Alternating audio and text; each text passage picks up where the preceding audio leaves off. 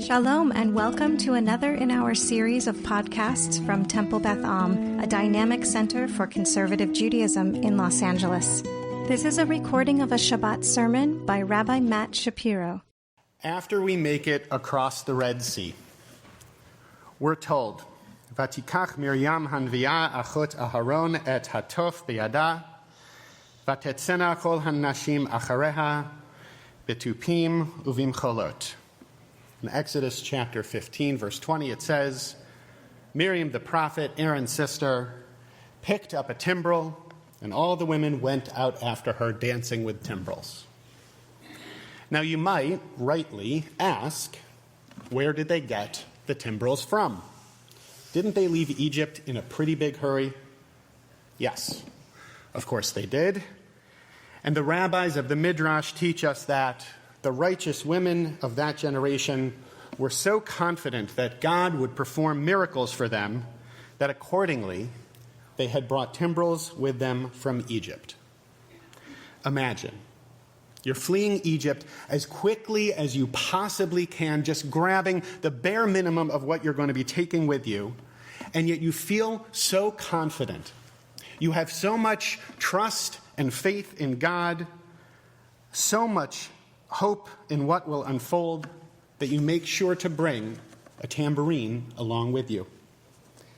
It's a remarkable moment to consider, especially when we dig a little bit deeper into this essential story of our people. The broad strokes of the Exodus narrative, our core story, are simple and well known. We were slaves for a long time, we left Egypt, we became free. But of course, there are some other details that complicate that basic narrative. There's a lot of pain just under the surface. We hear of the horrors that Pharaoh inflicted upon our people at the beginning of the story. We paint our doorframes with blood to ensure our safety. There are plagues, real plagues, painful plagues that impact the lives of the Egyptians, concluding, of course, with the death of every firstborn. It's not a pretty story. And still, we celebrate. After all, despite and through that pain, we become free. We find hope. Things don't have to be the way they've always been. Change is possible. We bring our timbrels with us as we leave, and at the same time, we don't forget the pain. We take out a drop of wine from our Kiddush cups onto the plate for each of the plagues that befell the Egyptians at the Seder. We inflict upon ourselves measures of the sorrow we experienced in Egypt. We dip in salt water representing our tears. We taste maror, the bitter herbs. Rabbi Mark Borovitz said something very interesting about maror when I was learning with him once. He spoke about how often we mask the taste of the maror with the charoset, which sweetens it. But he said it's important to fully taste the maror so that we can grasp how bitter it actually was, which in turn motivates us to get away from the slavery and pain we experienced. We have to taste that bitterness until hopefully, eventually becoming free. Once we've done that, when we have the hope that we're on our way to freedom, even amidst the chaos and pain of leaving Egypt, we confidently bring those instruments of celebration with us. As some of you know, last week I went along with 25 other educators on a delegation to Israel through the Jewish Education Project. I'm grateful that I got to go, and it was a very difficult trip. Not only because of how briefly I was in Israel for just 4 days, but more so emotionally, because of what I saw and who I spoke with. We bore witness to some truly difficult experiences and heard some deeply, deeply painful stories. Speaking broadly, nearly to a person, every Israeli with whom we met repeated the same two refrains. First of all, in Israel, it's not October 8th yet. It's still October 7th. People are very much still living as if that is the current day rather than a date on the calendar from over 6 months ago. And directly connected to that, we heard consistently and passionately that people cannot move forward until the hostages are home. It has been 196 days since October 7th, and there are still 133 hostages in Gaza. It has been 196 days since October 7th, and there are still 133 hostages in Gaza. Hearing this so consistently and seeing what I did up close felt like the process of moving from a two-dimensional to a three-dimensional understanding of what's happening in Israel over these past months. It literally was that, and it amplified the pain that much more. Holding this heaviness while walking around Tel Aviv on a beautiful morning or having, as always, the incredible opportunity to visit the Kotel was discordant, to say the least. It's hard to capture, but I'll try to bring you into my experience a bit more with some brief snapshots. I walked around the wreckage of Kibbutz Kfar Aza and saw firsthand the devastation and destruction from Hamas's ruthless, inhumane attack. An evocative image was seeing a sukkah that's still standing outside one of the homes, a definitionally temporary dwelling that's still waiting to be taken down over 6 months later. I saw the children of Kibbutz Nir Am laughing and playing, having a wonderful time on the 3rd floor of a hotel, in a preschool that's been built from essentially nothing by volunteers and is providing the care and love that these children need miles from their home weeks and weeks later. I heard from Liat, mother of Shachar Friedman, a 21-year-old Israeli soldier who followed his Druze commander into a firefight in Gaza and was killed. She lamented this incredibly painful loss and also told us of the message of hope that she knew he would want shared in his name. She said to us, "Our mission is to never let this light disappear." And I had breakfast with my mom, who lives outside Chicago, was on a JNF delegation at the same time as my trip, and was staying at another hotel just north of where I was in Tel Aviv.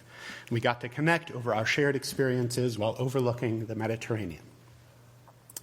In Hostage Square, among heartbreakingly beautiful and simply heartbreaking art installations, I walked through a model of one of Hamas's tunnels. It was filled with graffiti, mainly notes of remembrance and notes of hope, composed by thousands of others who have walked through that same tunnel. And I sat directly across the table from Itzik, a father who initially feared that one of his sons had been taken captive by Hamas after finding out that they had attacked the kibbutz where he lived.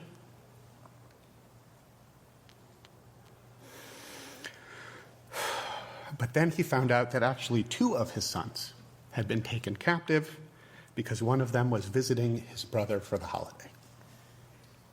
Both of them, Eitan and Yair, are still in Gaza.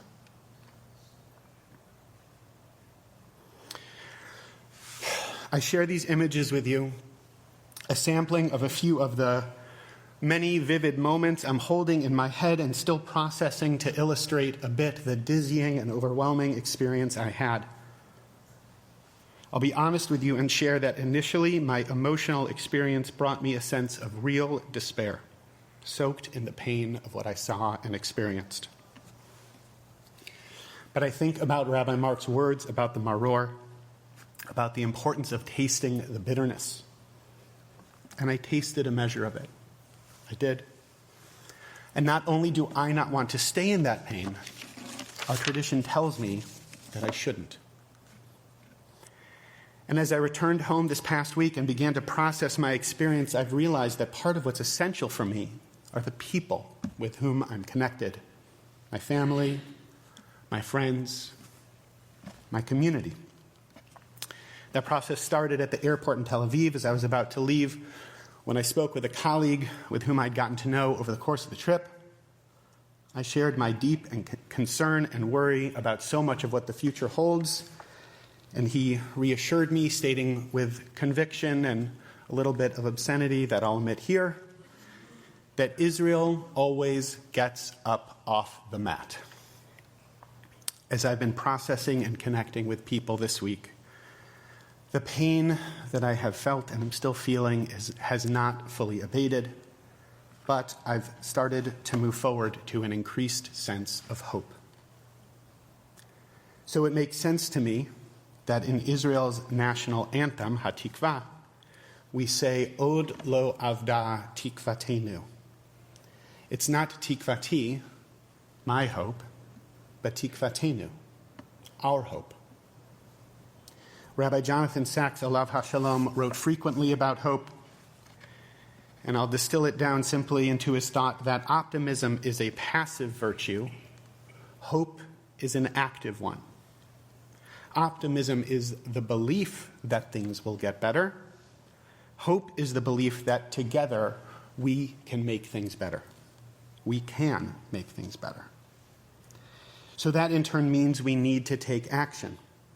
We can advocate for the hostages to be released now. We can go to Israel and bear witness and connect. We can contribute and donate to worthy causes, of which there are certainly no shortage still. It's easy for me to sometimes get lost in prognosticating, asking big picture questions about what might come next, and in its way that can be a distraction. The challenge is to determine what's actually within my control and to take hopeful action to bring it about. Hope is easy when things are good. And hope is truly important when it seems like they aren't. In moments like this one, when the pain is so present, you can almost physically feel it. But looking to the story of the Exodus, our core narrative, think of how frail we were as we walked towards freedom. We had been enslaved for years and years, and yet we moved forward. We didn't lose tikvatenu, our hope. We are told that in each and every generation, we should see ourselves as if we have left Egypt. It didn't just happen then. It's happening now. So when I'm feeling despair, I can look around me and see the incredible, brave work that so many people, even and especially those who have experienced and are experiencing wrenching tragedy, are doing every hour, every day. And that brings me to a place where I can take action as well. All over Israel, we saw posters that say, Biyachad ninatzeach. Together, we will win. And there have emerged some very real questions today about what it will take for us to fully stay together, even what winning will really mean. And another man named Itzik, with whom we spoke, who had done something incredible. He quit his job in communications to support this kibbutz near Am that had been living in a hotel for over 6 months, had a slight tweak on that slogan that we saw everywhere. Itzik said, Rak biyachad ninatzeach. Only together can we win. It's not a given that we will. And that's exactly why this is about, in Rabbi Sachs's words, hope rather than optimism. This is a really challenging moment, and that makes hope, as embodied through collective action, that much more important. So whatever your timbrel is, whatever it is to you that signifies that hope and faith and trust, make sure you don't forget it as we move to wherever it may be that we're headed next. We didn't get out of Egypt alone. Ultimately, the only way through tragedy and pain is by navigating it together. Pain is real. So may we be blessed with the courage to fully taste the maror this Pesach. Hope is essential. So may we have the strength to move towards that hope and carry it with us always. Change is possible. Next year in Jerusalem. Next year, may we all be free.